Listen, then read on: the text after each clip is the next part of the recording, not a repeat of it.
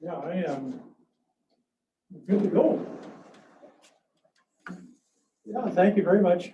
Did you buy that baby something yet? One, two. Got every day of the month figured out, huh?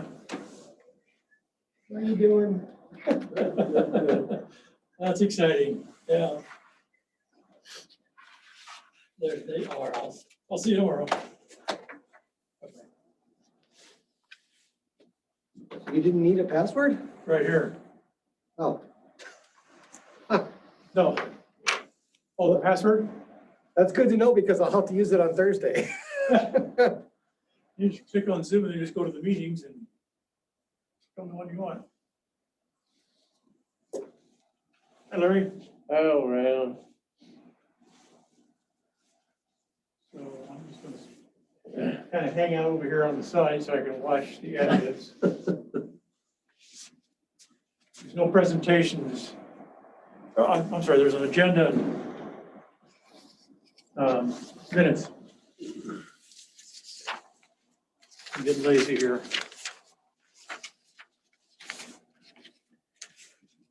It's cold enough. It's fog up right away. Hello. Hi there. Good, good. I see you brought your homework. Yeah, yeah.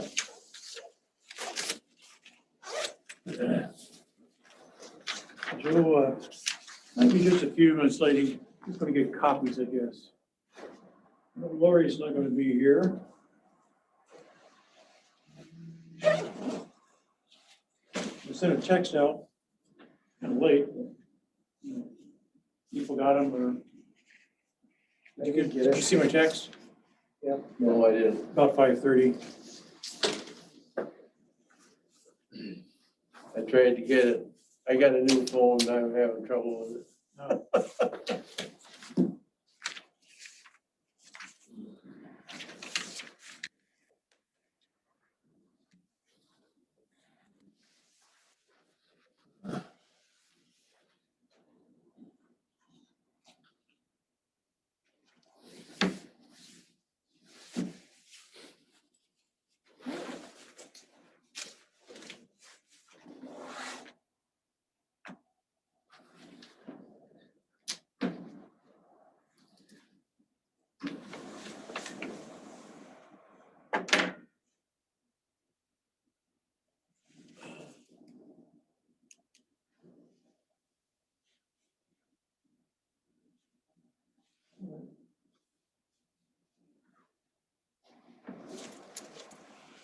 How you doing?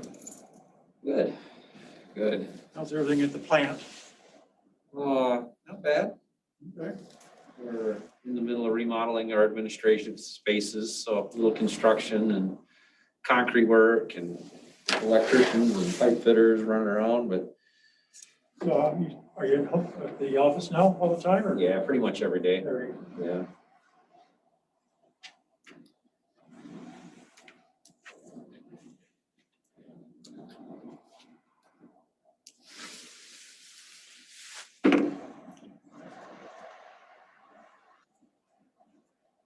It's hard to supervise people when you're, if you're not there, you know?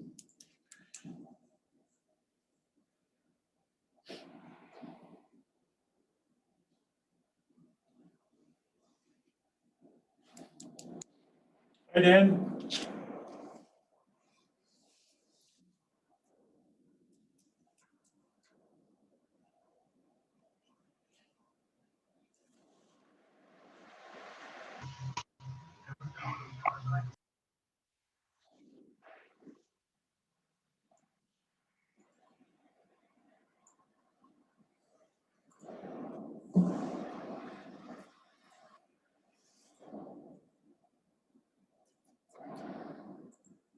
All right, how do we get back here to?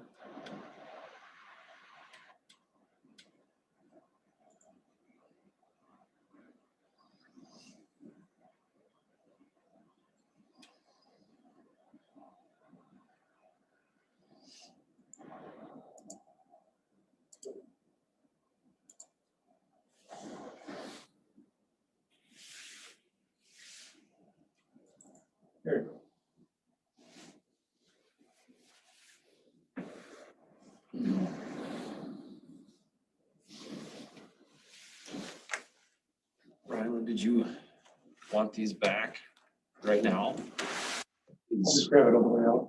Thank you.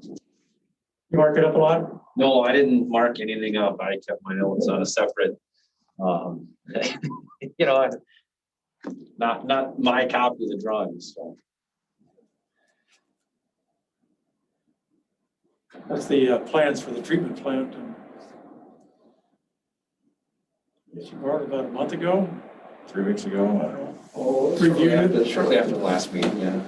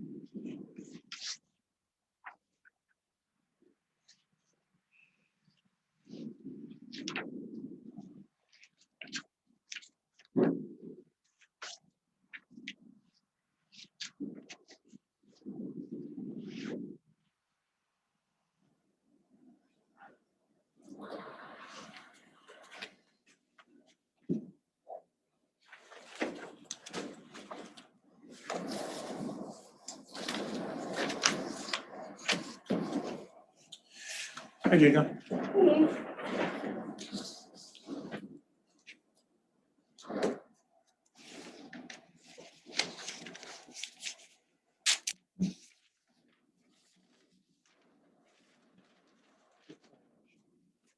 I think they're,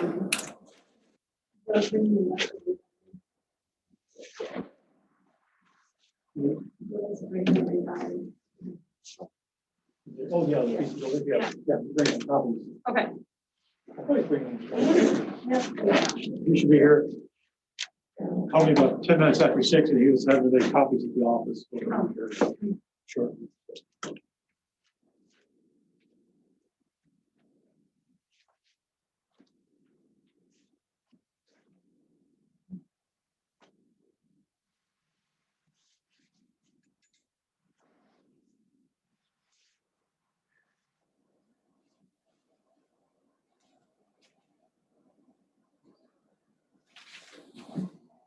So those, for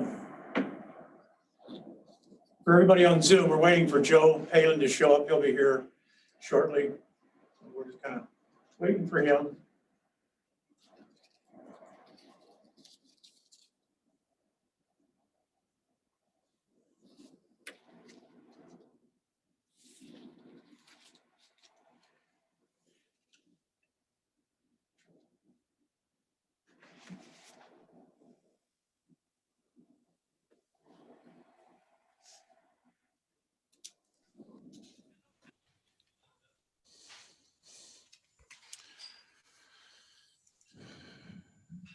Hello, it's Joe Kimmis. Can people hear me? Joe, thanks for joining us. All right. Sorry I missed the last two. I usually remembered about 8:15. Good morning or evening? Evening, actually.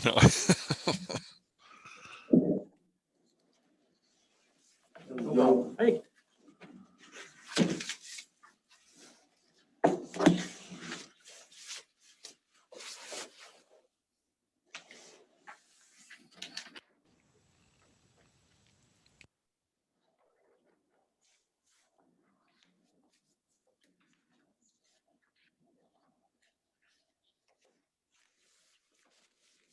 Hey, Joe.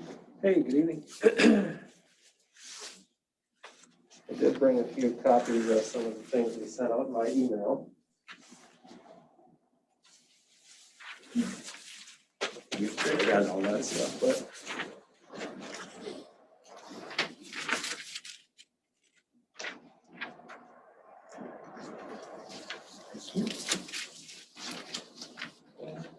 Thank you.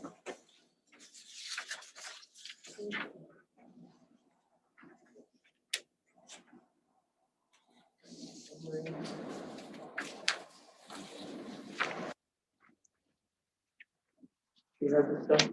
You'll work on it. I got it.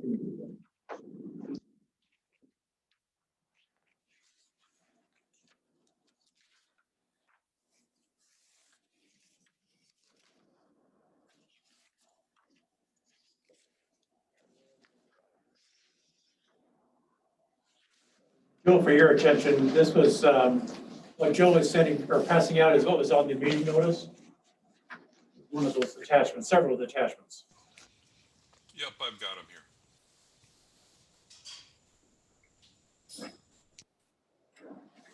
That one too.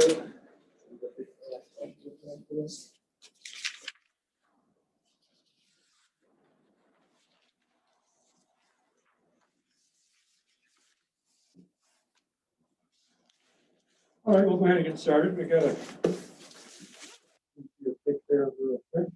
The agenda is law review update, basically getting ready for the public hearing and to answer any questions you may have about any of the subjects. So, motion to accept the agenda. Is there a second? Second. Larry? Comments on the agenda? If not, all those in favor, signify by saying aye. Aye. Opposed, say Aye. approved. You should have a copy of the January 12th minutes, either sent out to you or there's a copy here. I would entertain a motion to approve the minutes. I just have a question, Ryland. So on these minutes like this, so that I know we discussed some of these things and for example, one of the things on here was adding the fee for low pressure sewer systems, the minimum valuation of easements, but there's nothing recording the outcome of those discussions, the motions that were made and the recommendations that we plan to make to council. Is that, There was, well, let's see. so specifically, I'm looking at page 3, paragraph 2 items. Page 3, paragraph 2. You know, for example, one of the things we discussed was minimum payment for easements. And we determined that the PCA may have issues with us just making a flat $500 minimum. So we're going to actually do the value of the easement, but none of that's recorded in the minutes. Well, I believe it was. Correct me if I'm wrong, but I thought these comments for the draft of the review. So this stuff is just intended to be information that was provided at the, kind of a summary of information. But we didn't. So for somebody reading, you know, these, I think these get posted, right? For somebody reading these, they may, it doesn't paint a clear picture of what we talked about and decided. Well, sure, if you look at the top of the page here. So the intent is these are the meeting minutes. And then if you look at this, I don't know.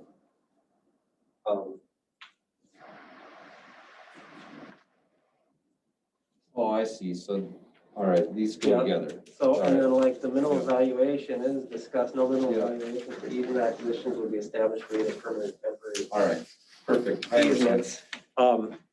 You have to look at both of them. Okay, so with that, I'll move to accept the minutes. And I, Okay. For a second, Larry? Yeah, second. Any other comments? Signify by saying aye. Aye. All right. just a quick clarification on Dylan's comment. So what I've been doing is I take the information that we discuss here, direction that I get from council, and that's been incorporated in the feasibility report within that tech memo in the back and appendix, whatever, that we've been talking about for the last few months. So that was specifically discussed in there and what the minimum payment would or wouldn't be. And so that's been amended in the final version of the feasibility report, which I brought copies of for council tonight. And so that'll get reviewed and hopefully approved at the February 16th meeting. And so that kind of memorializes some of that with the council's acceptance and approval of the report. Sure. Okay, thank you. All right, so, unless there's any changes to the order, Joe, we'll just go down the road. Oh, that's great. Treatment plan? So we did submit 90% plans to both the MPCA and the city at the end of December, right before Christmas. We haven't heard anything from the MPCA, but we're expecting to by the end of the month here. Dylan took a bunch of his own time and graciously donated that to the city and did go through and produce some good comments. I've got a kind of summary of, or not, I have his comments here.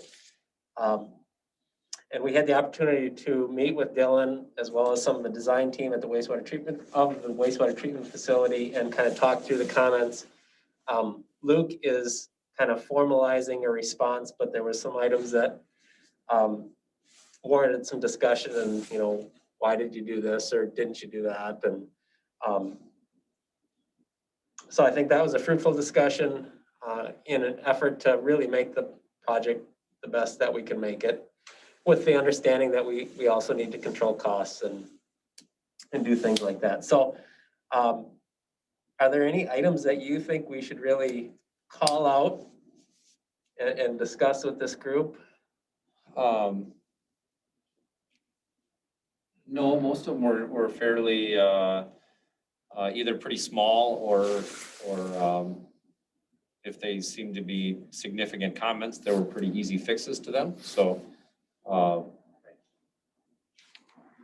those modifications are kind of in motion. We'll have a response, a formal response to Dylan's comments that we'll submit back, probably to this group, I don't know, else to get them kind of in the city's hands. Nothing probably earth-shattering or warranting a whole bunch of discussion at this point, but I think just from my standpoint, I know you hand somebody like Dylan a 350-page plan set and a 1,000-page project manual, and you don't go through that in 5 minutes. I'm sure he spent hours, and I just want to kind of acknowledge that because I know Dylan wouldn't, but it's a big effort. And to have somebody like Dylan that kind of lives and breathes it and understands it and takes his personal time to look at it, I think speaks highly of Dylan. So FYI, he donated a lot of time to the city. So. And I told Joe, I said, my goal is when this thing's built and operational, that the operators aren't cursing the people who designed it. So make it easy to operate and easy to maintain. Good. To have that expertise on our committee, we really appreciate it. Item B, the property acquisition. A couple things are happening on that at the wastewater treatment facility. The appraisal should be done. It's supposed to be done this week. We haven't received it yet, but it's supposed to be done this week. We've also engaged Matthew in some discussion. We sent him a bunch of information, certificates of survey for the easements and the property acquisition and those types of things, along with preliminary, the 90% plans and related documents have been sent over to Matthew, and then actually Andrew with Matthew stopped into my office to see Monday, and we had a meeting, and he wanted some paper copies of some different things. And so that was really the reason for stopping. But they continue to be a willing partner, I think. I don't sense any animosity or any issue with them unless, of course, the appraisal comes back way much lower than they expect, but we'll see. I don't expect that'll happen, but you never know.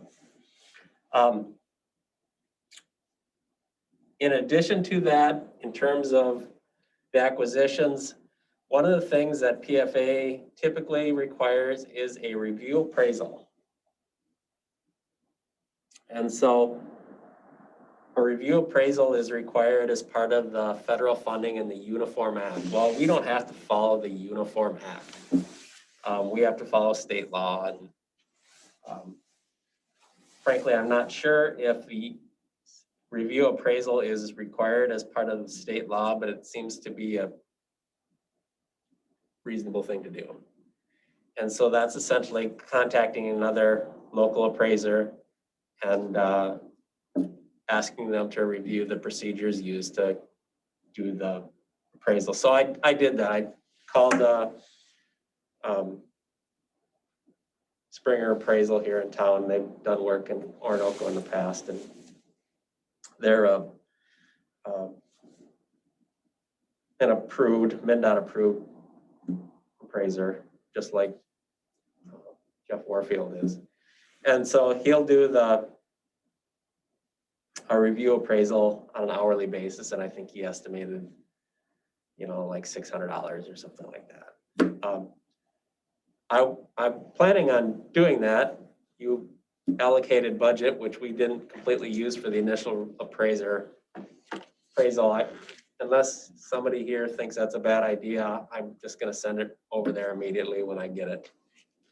That way we know that PFA is happy and we know that the appraisal is legit. Because I don't know. I mean, I'm just like you folks, unless you look at appraisals, I don't. So PFA requires 2 appraisals? That's what you're saying? PFA requires what they call a review appraisal. That's what they call it in the,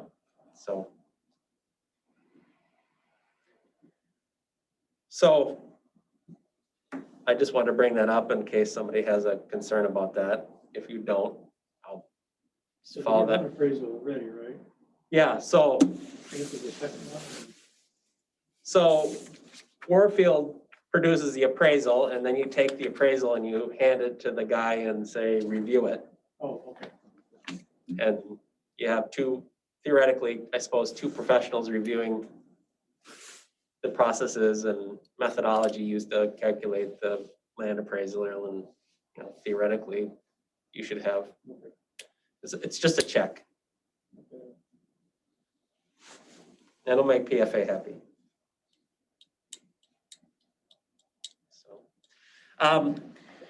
On a related note, the easement acquisition has also started. We've ordered lots of owners and encumbrance reports, started to engage a city attorney on both the easements and the wastewater treatment facility acquisition. And we've been talking about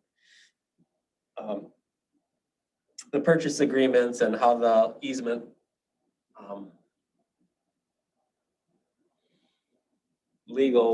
the language within the easement has to read, and there's some correspondence that we've developed to send to easement owners. It's already been sent to Matthew, and we've been kind of going back and forth with the attorney. So he sees the information before it gets sent out and has some level of comfort with it. And he's had a few comments that we've incorporated additional information to before we'd send it out. So those types of things are being initiated, starting to move forward.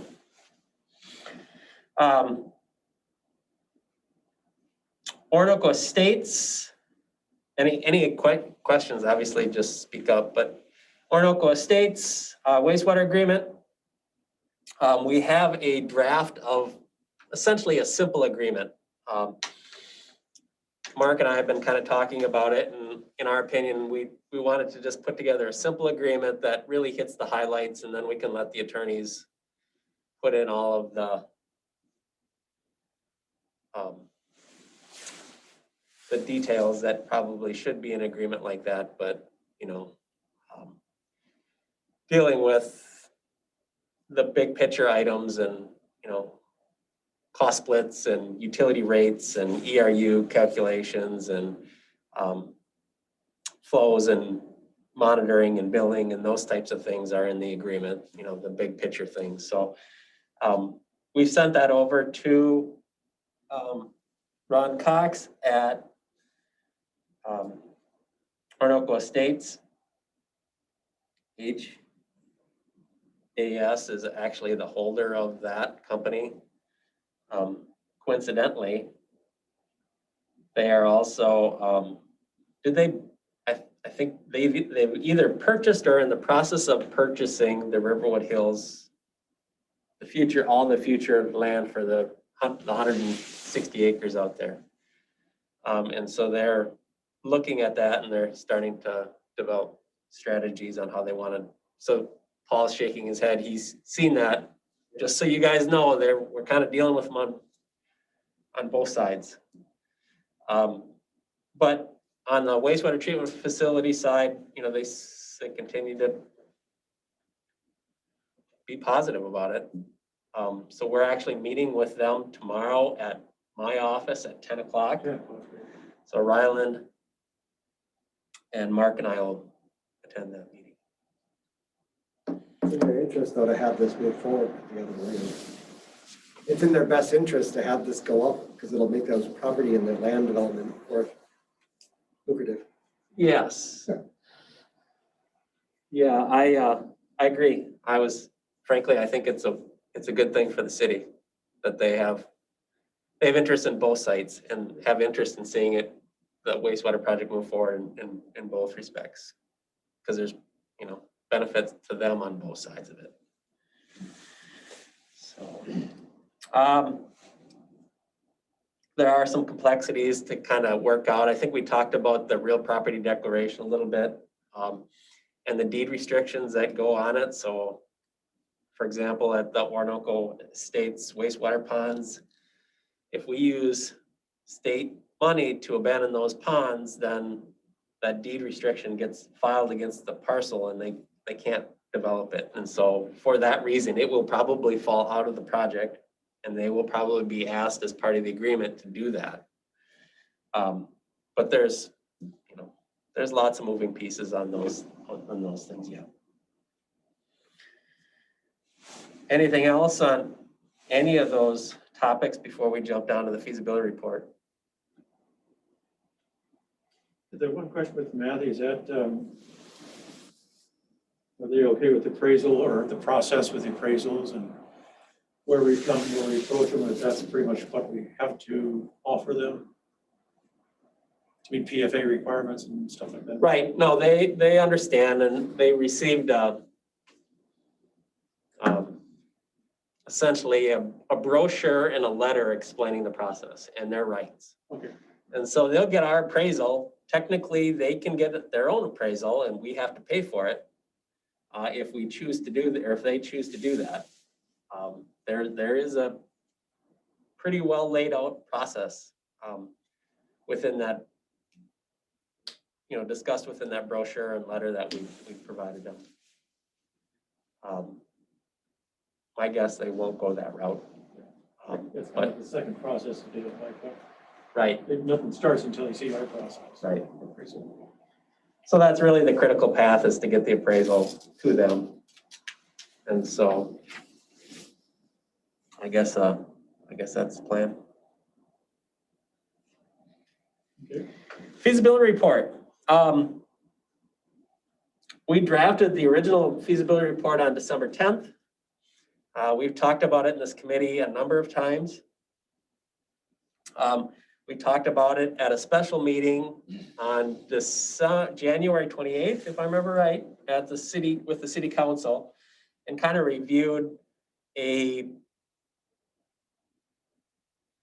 essentially reviewed the feasibility report and also the presentation that I would essentially provide at the public hearing.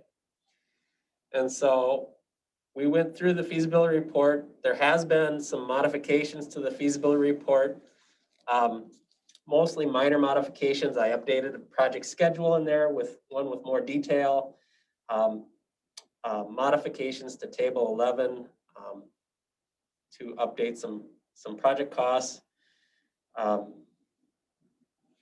Added a figure 13A, which we'll talk about a little bit, and then made some minor text modifications. And we also added as an appendix the water feasibility report that was completed in 2019, because it's referenced in there, and just for completeness, have everything in one document. So I did bring copies of that for the city council. I'll leave those copies here with city staff. So as council, obviously, if you're here tonight, take one.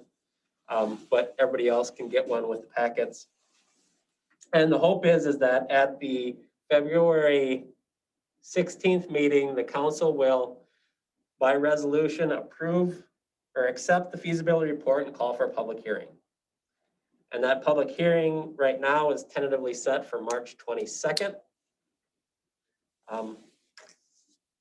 And that public hearing would be here, but we'd also have, it available on the phone and via Zoom. And then we're also allowing people to email and mail in comments to be recorded as part of the public meeting.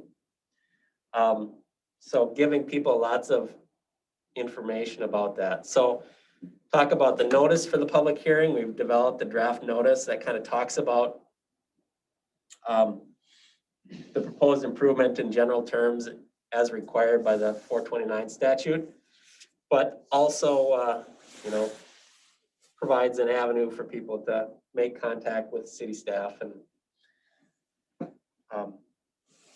come to the meeting, noting that there's going to be limited seating. We can't have 500 people here. And give some options. So in conjunction with, so that notice is published, everybody can see that. It'll go in the local paper 2 times, 2 weeks before the week before and 2 weeks before the. 2 Wednesdays. Yes. Some umbrella paper. Yeah. And then the other thing is that everybody that is proposed to be assessed for an improvement gets a letter. Essentially, it's the same notice that appears in the paper, only it's on city letterhead. And then in conjunction with that letter, we kind of wanted to, knowing that people might not be able to come or might not feel comfortable coming, or and there's undoubtedly lots of questions. We produced a public hearing project summary. That's this document I handed out. And so this is essentially a summary of the feasibility report, essentially a summary of the project. The second thing that I've spent a fair amount of time on is developing a frequently asked questions document. And so that's this document. So there's essentially 10 pages of questions that if I'm an owner, I would ask, or that I see people ask frequently.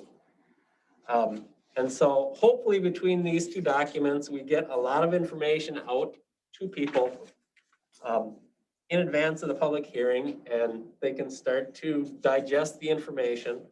We'll also put, just like a lot of the other stuff, the feasibility report will go on the city's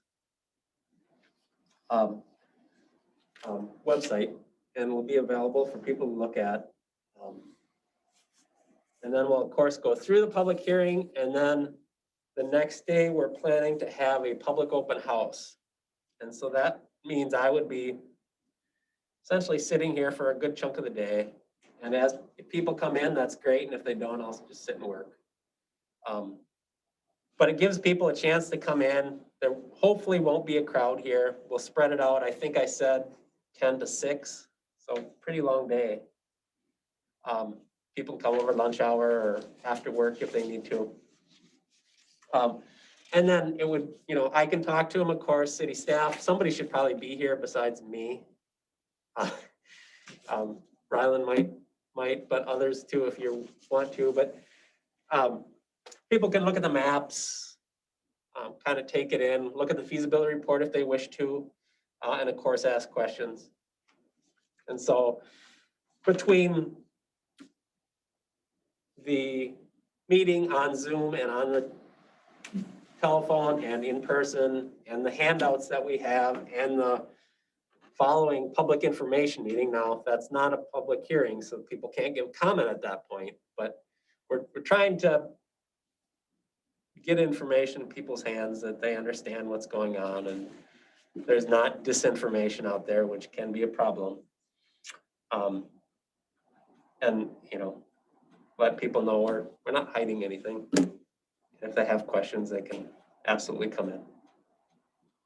So in this, in the resolution, I was talking with Kathy today, which is 2021-05.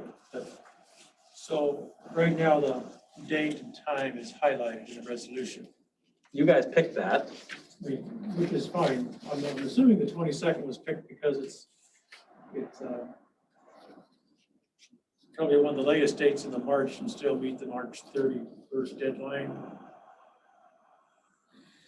Is the reason why you chose it, just to give you? Well, it was really, I don't remember why it was chosen. Didn't we talk about that as a group at one time? We didn't want to have it at the city council meeting because it's just, you know, too much for that. And with the mailing and the publication requirements, we need a month. That's fine, I just want to. I have no problem with the 22nd day. There's nothing else that week as opposed to being Tuesday night and again Thursday night, but I think the 22nd is fine with me unless you have any comments, Dana? Only issue I see is that it's spring break for Pine Island. So a lot of our kids, you know, and I don't know if people are going anywhere. We can't really avoid it because the next week is Rochester spring break and half our kids go, you know, but I think people are staying. I was going on spring break. I'm not.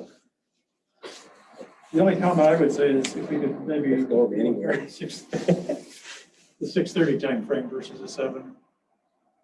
Yeah, what, you know, that's fine too. Whatever people want. 6:30 is pretty much common time for council in a lot of meetings, so 6 is early, but for a large group. So yeah, we can, But again, it'll be on the Change agenda that. to everybody from council to have input into that, but that's. you know, so I do want kind of people to kind of think through this process because I will, you know, Larry's, you kind of lived through the last one. You're probably the only one, right? Was anybody here in 2009 when the water, We were here when water went in. were you? So you maybe remember that there was, some of that was pretty ugly in terms of, During the day. They had only a couple meetings and they were both during the day and it was weird. That's what I remember. I don't remember. I kind of think it was at night at 7 o'clock. It was at the Grace Lutheran Church. I remember stuff being here. But, you know, there might have been a couple different ones, and I don't know which one I'm remembering, but I remember thinking it was strange that it was during the day and there was a lot of talk about that. Like it was almost, felt like it was. You remember? Well, it was just that one at the church. Yeah, You remember that? Yeah. I don't remember that one. there's a lot of people at the church, Mhm. right? Yeah. Um, And we had a deputy there that night too, so. Mm. frankly, that might be a good idea again. That's a good idea. Everyone standing around. Yeah. The language even over there, it got a little bad once, but it quit then. Well, they'll definitely, you know, I've done lots of public hearings and assessment hearings and there will be, you know, a lot of times people are, the people that are opposed are the local folks and the people that are accepting of what's being proposed either don't come or don't say anything. And sometimes I guess I've developed the opinion that it doesn't matter if you're assessing folks $100 or, $5,000. You're going to hear from them if you're assessing them anything. And some people are just opposed to the whole process. So,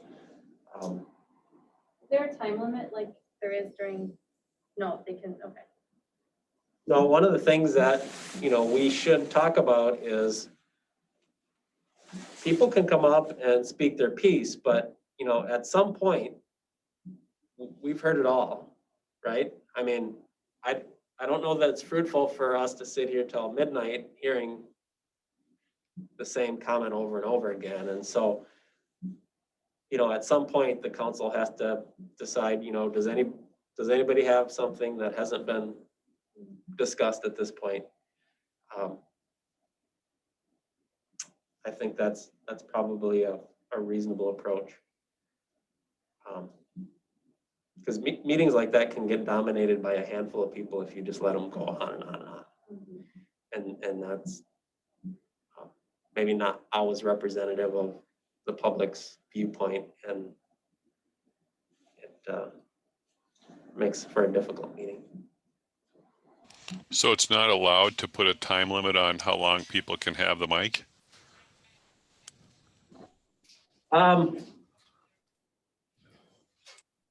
I've never seen that.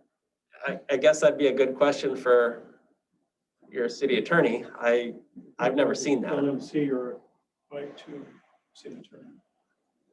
Yeah, I've just seen comment periods where, people get 2 minutes or, 2.5 minutes or whatever. I've seen that happen. So, like you're saying, you get somebody on there who wants to talk about their last 40 years in Orinoco, it would kind of help move things along and let other people get a chance. At P and Z, it's 3 minutes, and that's in the state. Is that? Yeah, that's straight from the Minnesota legal, Minnesota's. Well, I know it is in the public forum too. It's. I'll cut you off in 3 minutes. Well, and people do need to 3 minutes, have a yeah. chance to voice their comments and not be dominated by one person. 3 minutes is plenty of time for spicy language, like Larry's saying, but Well, and then, so they understand when the meeting starts, that if they got something that's really gonna take a while, they should maybe think about coming the next day and asking that question so they would understand it more than they would when there's a whole bunch of people around, Well, some people are more comfortable in that one-on-one scenario too. But I will, obviously I have that presentation that I provided the council, and, as a front to that, we'll talk about, we'll have copies of these documents, and hopefully everybody gets them, but undoubtedly people will claim they didn't get them.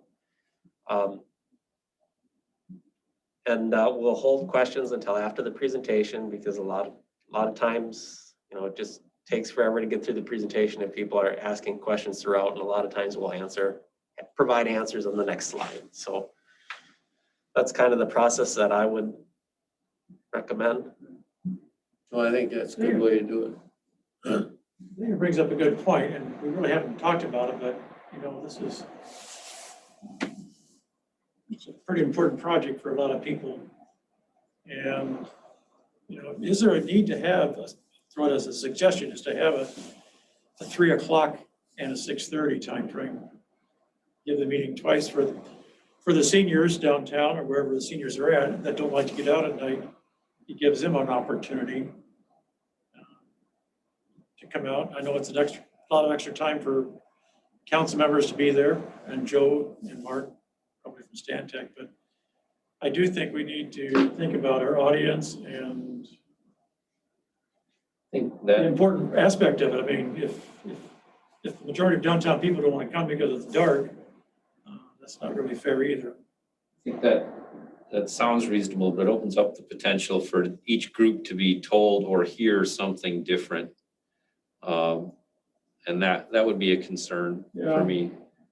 The other thing to think about is it's available on via phone and via Zoom, and it will be recorded and placed on the website. And frankly, we probably don't want to encourage, not that we don't want to encourage people to come, but we can't have a lot of people here. I know. We can't have more than, Zoom will be the only way. what do we got?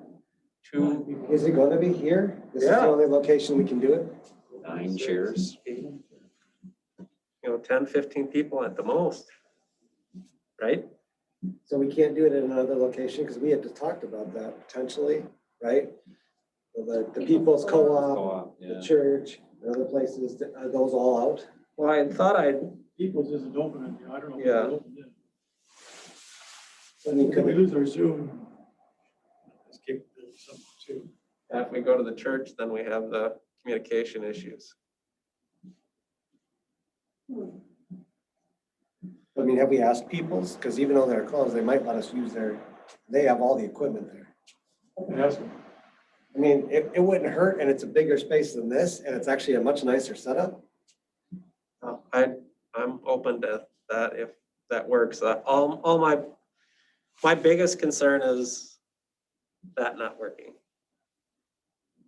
So we had our HOA there, and, I was able to plug my computer in and broadcast, and it was beautiful. It was a nice facility.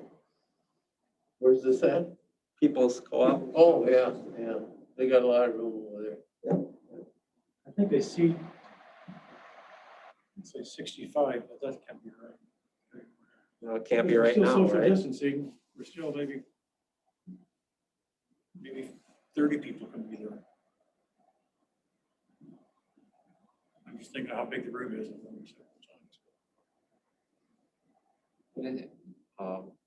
I think that's worth investigating. And I think, we talked last month too about having a kind of a moderator for the online, the folks that are tuning, watching online to say, okay, Dylan, your 3 minutes, go. Okay, your 3 minutes are up. Next is Ryland, go. Instead of just saying, okay, who's next, and have 15 people try to speak at once. So do we have are you a savvy Zoom user that could do that? Or should I bring a planner from the cities or? Not it. I spend about 8 hours a day on Zoom.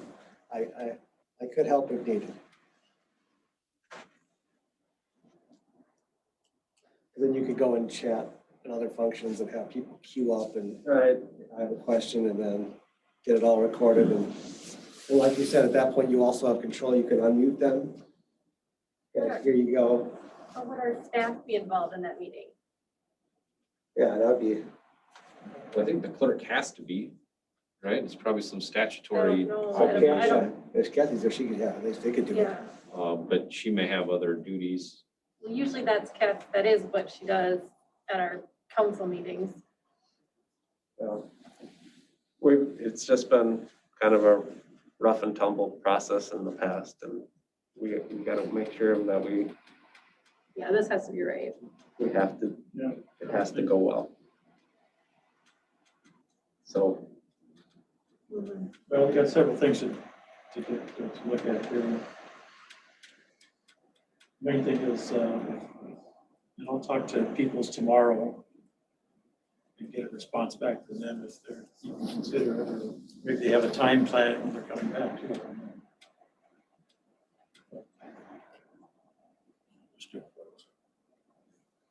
As far as a moderator, I think that's a good idea.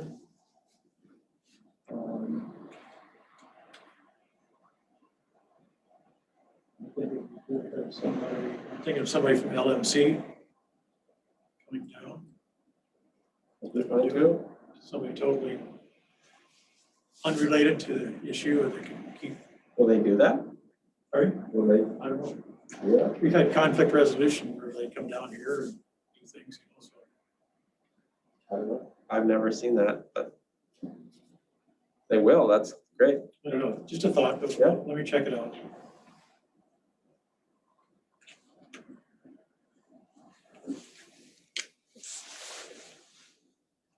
Could be like conflict resolution. Well, I just kind of warn the council, it will be ugly at times. There will be people that are upset. You know, But I think we've done some really good work by you sending out that Q&A and project summary, and that ought to either take some of the questions or may raise more we haven't thought of too. I don't know. It might, I'd also say a couple things that we haven't bid the project. We don't have as bid construction costs. There is more information that will be disseminated in conjunction with the construction process. So there'll be another Q&A that focuses more on, how am I going to get my garbage out? Will my mailbox be impacted? I've got to be an appointment at 3 o'clock every day, and how is my access going to be affected? How does this grinder station electrical service have to work? Where will this go?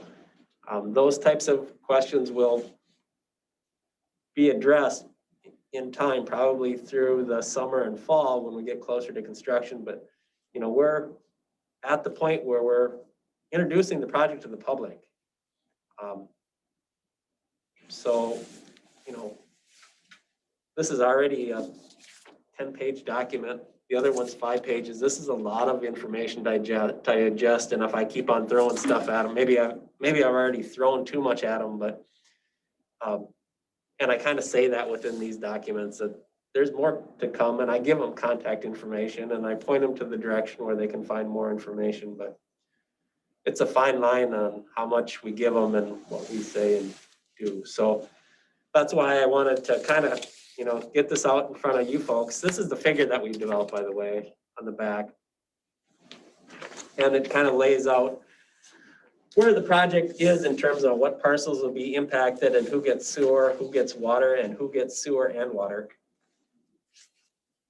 And so, that's important. I think that's where the biggest questions are gonna come from. Where the sewer and water is gonna go together. And we're, as part of the publication, we're pretty much obligated to say the project, tell them what the project costs are, what parcels are being impacted, and come to the meeting if they got questions, and we'll provide more information. That's how it's done. I have, well, with this stuff here and the way it's been going, you don't get a chance to get around and talk to many people at all, but for the most part around here, I'm not hearing from anywhere that people are really against it. They figure it's coming and that's gonna be it. And we need it, there's no doubt about it, and I think they pretty well understand that from the ones that I'm seeing, because I don't see anybody I haven't heard anybody that's really against it in any way. Right.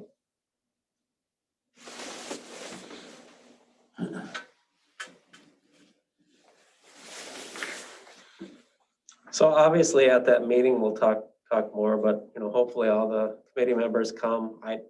Frankly, I hope that the past council and mayors come. People have worked on this for many years, and it would be great to have, a group of city leadership, not only of the current council and committees, but people that, worked on this for years. Yeah, probably would. You probably would. You're right. We don't want that. That's why we should work on that bigger space. It was the main reason to get the city incorporated to start with. Right.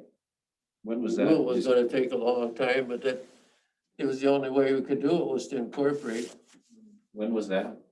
Well, 50 years ago, I know I've seen documents. 68, I think, well, about 67 and 68. I've seen a regional wastewater study from the late 70s that the city of Orinoco decided to kind of sit it out and wait and see. Yeah. So it's been discussed since at least, 40, 50 years. There's letters from the health department back in the 70s.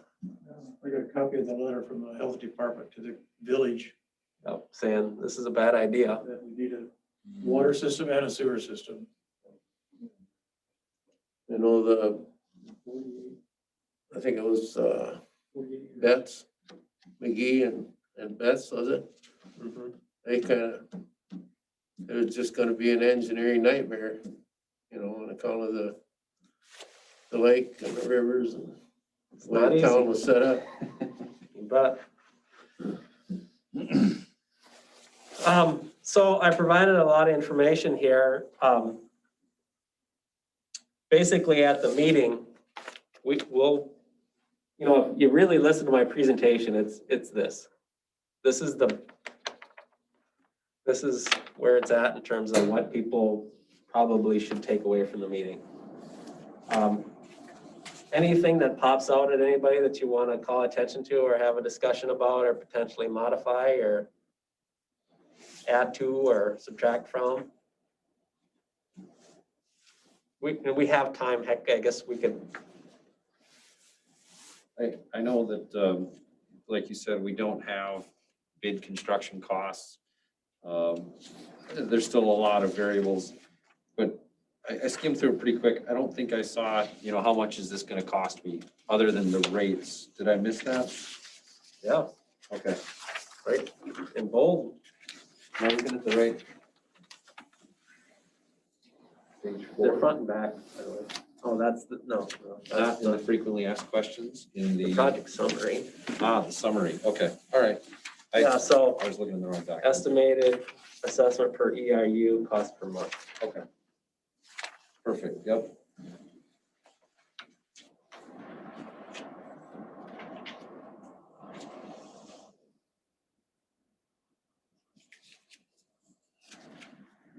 And I do have new maps and some of these are a little outdated, so we'll take them down and try to space them out.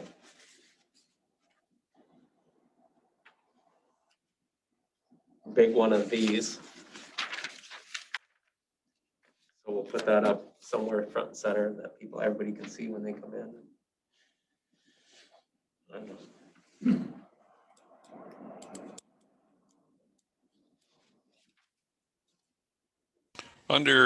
Under item 12 on the frequently asked questions, the low pressure sewer system recipients. So each house will have a grinder. I thought it was going to be a centralized grinder, but it looks like each house has a grinder. Right. Okay. Each of I think there's 87 houses that get them. Okay. They're in, select locations. Sure. In our area, there won't be any. Well, there's a few, for example, up by Mr. Nelson and Yeah, what is that, Second Avenue? like where Joel was talking about, where he lives here, it'll all be gravity feed. This whole area, I'm at the bottom of the hill, so I get it from everybody. it'll be going by it. Everything goes by. I know everybody's secret. Joe, to answer your question, the maps that we have here in the room show those homes that have a grinder system. With a star. Well, the stars are the water service, the red dots, the dots are just sewer service, and then you can see these black lines with the green dot, that means a grinder. So in the letters that are going out to 500 residents, those that are getting grinder systems, that be noted in the letter then? No, they have to, well, moving forward, we'll be contacting all the folks with grinders because we have to get an easement from them. So they will know, and that'll be coming up here this spring. Aside from that, we'll give more information as we get closer to construction about, how that process really works. I tried within some of this document to kind of explain how it works, but if you really want to get into the nitty gritty, you could write a book.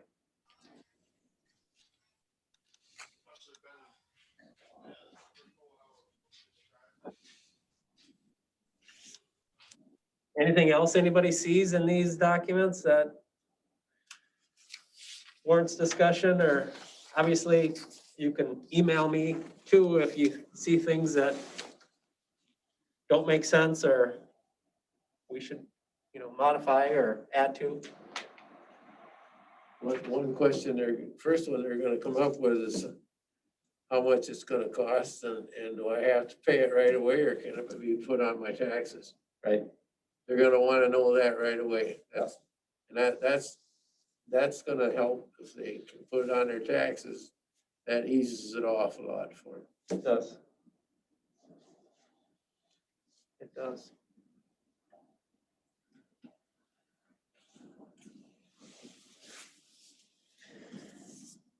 Should we continue down the agenda? So, as part of our public facility PFA Clean Water Drinking Water Revolving Loan Fund, we need to do a application, and as part of that application, they want to do they need to do a cash flow. You need to have a cash flow analysis done, and so we've initiated that discussion with Mike. He started that cash flow analysis. Frankly, what we see early on is that the system is struggling to stay afloat in the early years.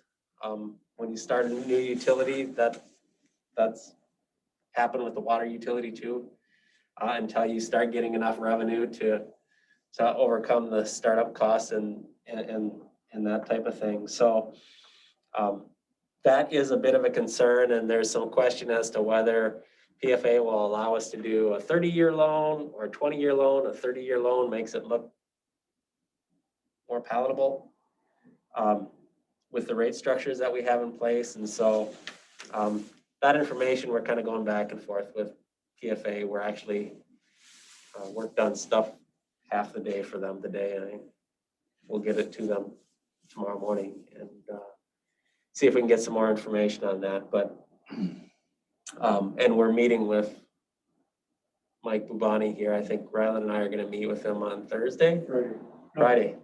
Thursday at 1 to kind of start to refine some of this and the assumptions that go into that. One of the issues when Mike looks at stuff is they take a pretty conservative look at things moving forward, and they really don't assume that there's growth. And so it makes it hard to demonstrate that you can pay for it if there's not growth.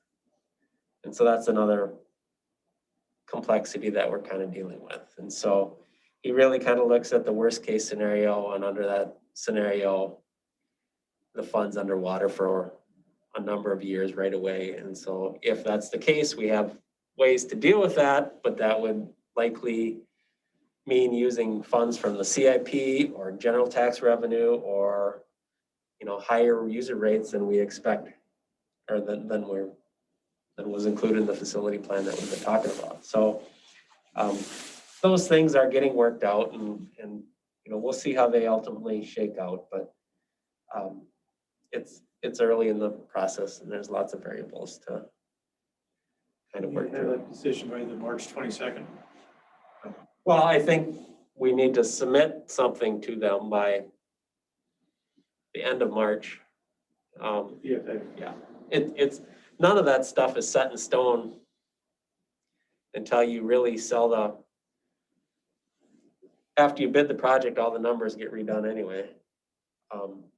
And so then at that point, they're basing your loan on it and your payment schedules on it and all that stuff on it. So then you're pretty well, that's what you got to do. But until then, it's an application, and so those are just some of the things we're kind of fighting with on the PFA side of the equation. Mike is very good though, and seems to be engaged and helping work through that process, so that's good. Easements, we kind of talked about a little bit. I guess I didn't tell the committee that at the January meeting, the council did authorize us to initiate the easement acquisition process, and there's lots of permits and things like that to get, but frankly, we're still pushing on completing the plans and getting them in March for that MPCA review. That's really the focus, and the rest of this is frankly a little distraction. Shouldn't say that, but it's kind of true. So I think we talked about schedules and stuff a little bit too. The annual MOU, I did provide a copy of that to everybody. It's a front and back MOU report for 2020. And so in January of every year, we're required by our memorandum of understanding with the MPCA and Olmsted County to provide a summary report of what we accomplished in the past year and how much, if any, progress we've made towards addressing the issues with substandard subsurface treatment systems in Orinoco. And so as part of that, this is kind of the report. And it's a front back deal. Do you guys not have back? Sorry, there's a whole back side to it too. I swear to God, I put it in the, I must have pushed the wrong button. Anyway, I think it also got sent out by email.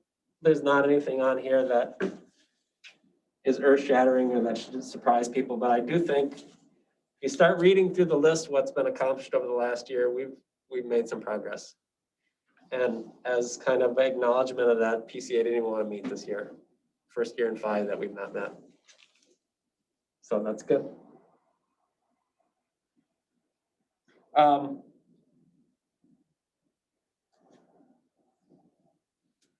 Wastewater ordinance. We do need to develop a wastewater ordinance, and we've engaged the city attorney in that. I haven't seen anything. It's been a while, so maybe that's something that we should ask again. Technically, if you read the loan application, it's due March 31st, but I did have some correspondence with PFA and kind of said, you know, the system's not going to be operational until 2023. Do we really need an ordinance in place now? And she kind of said no, but before they execute the loan in June, or I guess it'll probably be July, that will need to be done. 2021, 2021. July 20. Yes. And so, you know, that there's obviously a process and a public hearing requirement with any new ordinances or ordinance modifications. And so, you know, that'll take some effort too. And I think that this committee should be involved in kind of reviewing that ordinance and knowing the ins and outs of it. My hope was that Mr. Flaherty takes the first stab at it, and then I can maybe make some recommendations or modifications, and then we can start talking about it as a group. And then once we're good with it, it'll go to council, and then we'll have the publication and public hearing on it to get it enacted. So there's a lot of work there too. It just takes time, and that's a complicated ordinance. Fortunately, it's not the first time it's been done. Orinoco's will be a little more complicated than most because we'll have the pressure systems and the gravity systems and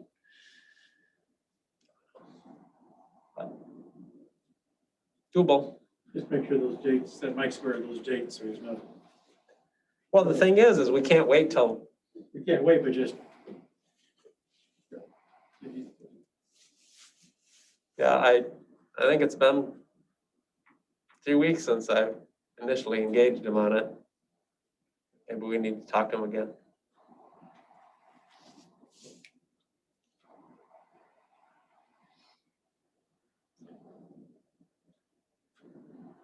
I think that's it.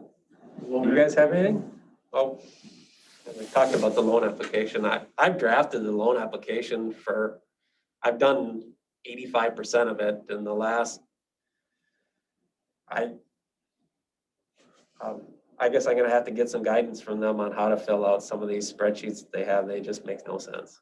I looked at it for half a day. I have all the information. I don't know. Deal is, but I've done them too. I've done them for years and it's different this year and it's confusing to me. Maybe I'm just dense. It sucks. So we're working on it. Anyway.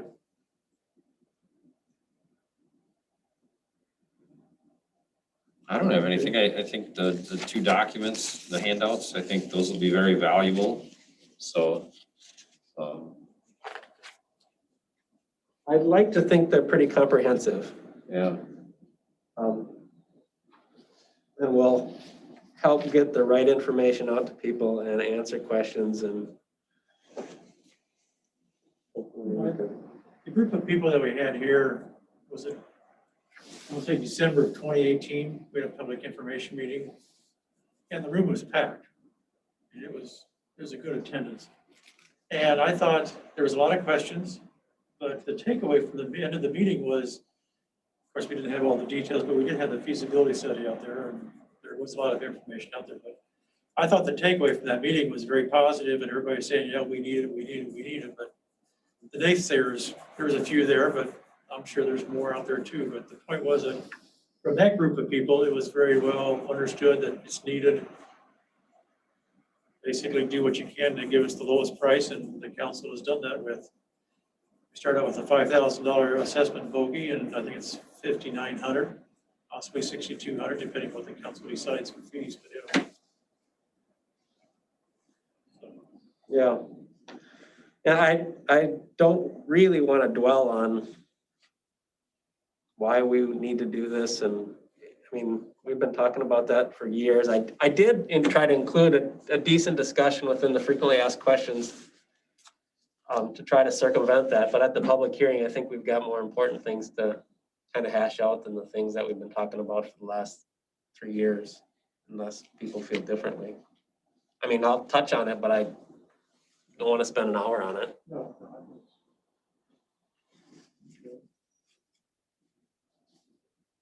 Any questions for Joe, for the agenda or anything? The people that are on Zoom, if you have any questions, do you want to unmute and ask us? You can do that right now. I'm good.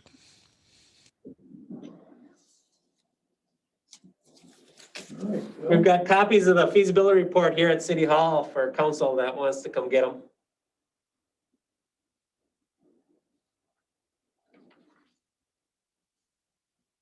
all right, well, if there's nothing else, we can adjourn here with the, Hey, Rylan, yes. this is Jim. I'm sorry I couldn't get off mute.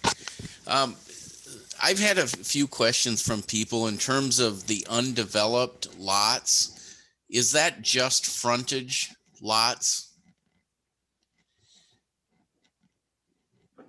In terms of lots, undeveloped lots that we're proposing to serve. Right. So one, I'll give you an example is West Center Street. Randy my neighbor has a lot of lots, or could potentially. It's not developed or anything. So is that per lot, or, are you dividing that out in terms of frontage? So undeveloped lots will receive one connection for sewer and water in this instance. And if they want more connections, they need to petition for it. But it's not going to automatically happen, right? One assessment at this point, and then in the future, if they develop and decide to subdivide and make 10 lots out of it, well then we'll credit that one ERU or one assessment back to them and recalculate their fee based on the current standard. Perfect. And there is discussion within the frequently asked document about, or frequently asked questions document about the undeveloped lots. Perfect. Yeah, I think that helps because I think there's some, there was some rumor in as to, frontage or all lots or, and I just needed clarity myself. Yep. So item 15, I think in the frequently asked questions deal with undeveloped lots. And item 17, Okay, perfect. hopefully that'll help. Yep, I think it will.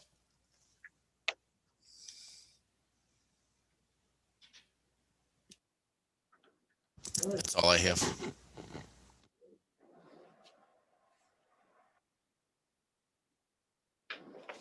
Hey, All right. I'll move to adjourn. Dylan? Asking Harry, they just don't go together. Second? Second. All in favor, signify by saying aye. Aye. Hey, 7:40. Thank you for your time, guys. yeah, thanks, everybody. Thanks for joining us this one, Zoom. On an undeveloped lot like that. So they're just gonna assess the 1 yard. I've already read it, that's the thing.